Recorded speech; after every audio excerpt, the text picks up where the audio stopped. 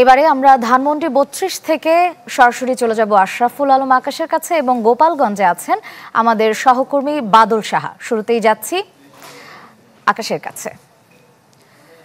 আকাশ, ৩২ নম্বর এখন কি পরিস্থিতি দেখছেন? নিরাপত্তা কত স্তরে নেওয়া হয়েছে এবং সেই সাথে জনসমাগম হচ্ছে কিনা, কোনো মিছিল আসছে কিনা, সে ব্যাপারে যদি বিস্তারিত আমাদেরকে বলেন। মূলত 15 আগস্ট ঘিরে আগে থেকে আমরা গতকাল থেকে দেখছিলাম যে আইন শৃঙ্খলা বাহিনী একটি নিরাপত্তা ব্যবস্থা জোরদার করেছে। ৩২-এ যে সড়কটি, সেই সড়কে কিন্তু সব ধরনের যান চলাচল এবং সাধারণ মানুষের যে চলাচল ব্যবস্থা ছিল সেটিও কিন্তু বন্ধ করে রাখা হয়েছে। আজ সকাল থেকে এই রাস্তা দিয়ে সাধারণ মানুষকে আসা যাওয়া করতে দেওয়া হচ্ছে না বলা যেতে পারে। শুধু সংবাদকর্মীরাই কিন্তু এই ৩২ নম্বরের যে বাড়িটি, সেই বাড়িটির সামনে অবস্থান নিয়েছে।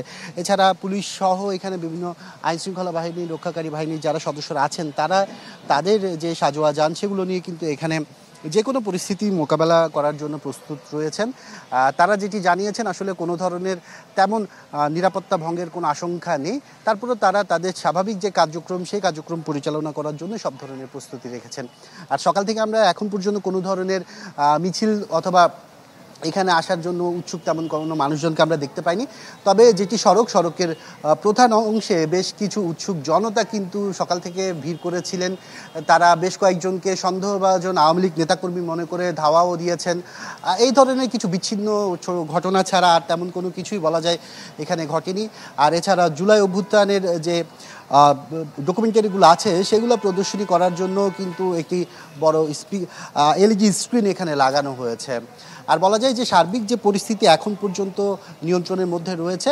তবে গত বছরের আগে থেকে যেভাবে আমরা 15 আগস্ট উদযাপন করা হতো, সেটি অবশ্য গত বছর থেকে বন্ধ হয়ে গেছে। সাধারণ যে ছুটি, সেটিও কিন্তু সরকারিভাবে গত বছর থেকে বাতিল করা হয়েছে। আর বলা যায় এখন পর্যন্ত আইন শৃঙ্খলা রক্ষাকারী বাহিনী যারা আছে, তারা জানিয়েছে সব ধরনের নাশকতা ঠেকানোর জন্য তাদের প্রস্তুতি রয়েছে।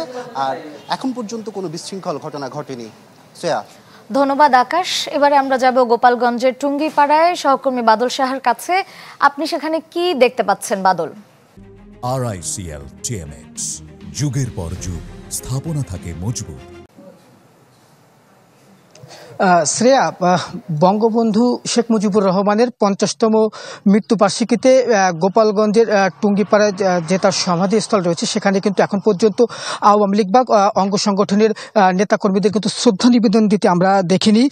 তবে এই দিবসটিকে কেন্দ্র করে কিন্তু এই টুঙ্গিপাড়ার যে সমাধিস্থল রয়েছে, এখানে কিন্তু ব্যাপক নিরাপত্তা নেওয়া হয়েছে। বিশেষ করে সমাধিস্থলের চারপাশে যে 3টি গেট রয়েছে, এই 3টি গেটের সামনেই কিন্তু পুলিশ মোতায়েন করা হয়েছে। এছাড়া যে অতিরিক্ত যে পুলিশ এবং র্যাব সহ কিন্তু অন্যান্য যে আইন শৃঙ্খলা রক্ষাকারী বাহিনী রয়েছে, তারা কিন্তু এখানে নিয়োজিত রয়েছে, যাতে এখানে কেউ আসলে ঢুকতে না পারে এবং যাতে কোনো ধরনের কোনো বিশৃঙ্খলা বা কোনো বিশৃঙ্খলা ঘটতে না পারে, সে বিষয়টি কিন্তু ব্যাপক নজরদারি দেওয়া হয়েছে। এছাড়া কিন্তু এই আজকের দিনটিকে কেন্দ্র করে কিন্তু যে পুরো গোপালগঞ্জ জেলায় কিন্তু ব্যাপক নিরাপত্তা নেওয়া হয়েছে। বলা চলে যে নিরাপত্তার চাদরে কিন্তু ঢেকে ফেলা হয়েছে।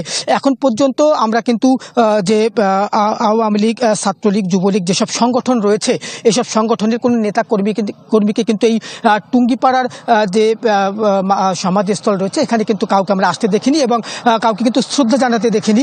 তবে কিন্তু প্রশাসনের যে নিরাপত্তা, সেটি কিন্তু আমরা লক্ষ্য করছি। আরেকটি বিষয় হচ্ছে যে গত 2024 সালে যে 5ই আগস্ট পর যে আওয়ামী লীগ সরকারের পতনের পর যে 15 আগস্ট ছিল, সেটিতে কিন্তু সাধারণ মানুষ বা আওয়ামী লীগের নেতাকর্মীরা শ্রদ্ধা জানালেও এবার কিন্তু কোনো নেতাকর্মীরা এখানে আসেনি। এক কথায় বলা চলে যে গোপালগঞ্জে বঙ্গবন্ধুর জন্মস্থান হলেও একেবারেই কোনো আনুষ্ঠানিকতা ছাড়াই কিন্তু বঙ্গবন্ধুর যে আজকে যে শাহাদাত বার্ষিকী বা মৃত্যুবার্ষিকী, সেটি কিন্তু পালিত হচ্ছে। তবে আইন শৃঙ্খলা রক্ষাকারী বাহিনী আমাদেরকে জানিয়েছেন যে কোনো বিশৃঙ্খলা হলে তাদের যারা করবে তাদেরকে কিন্তু গ্রেপ্তার করা হবে বলে আমাদেরকে জানিয়েছেন। এই ছিল আমার কাছে টুঙ্গিপাড়ায় বঙ্গবন্ধু সমাধিস্থলের সবশেষ খবর। ধন্যবাদ বাদল। ধানমন্ডি ৩২ থেকে আমাদের সঙ্গে যুক্ত ছিলেন আশরাফুল আলম আকাশ এবং গোপালগঞ্জের টুঙ্গিপাড়া থেকে আমাদের সঙ্গে এতক্ষণ বিস্তারিত জানাচ্ছিলেন বাদল সাহা।